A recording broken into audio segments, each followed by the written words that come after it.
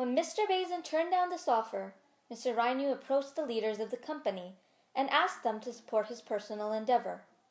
Mr. Rynue used his position to look towards Mr. Bazin's files, especially those that concerned his company, and when Mr. Bazin approached Can-Am with these concerns, Can-Am stated two false claims.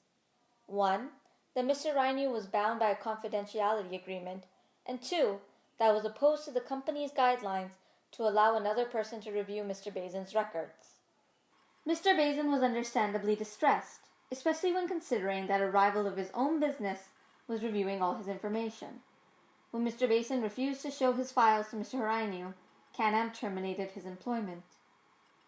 Within this case, Mr. Bazin was intentionally misled, marking it as a morally corrupt contract, and, due to the principle of good faith, Mr. Bazin was able to sue both Mr. Rynue and Can-Am for the dishonest conduct, as they had tried to mask their true intentions of Mr. Rynue receiving information on Mr. Bazin's company as a procedural and necessary evaluation of Mr. Bazin's work.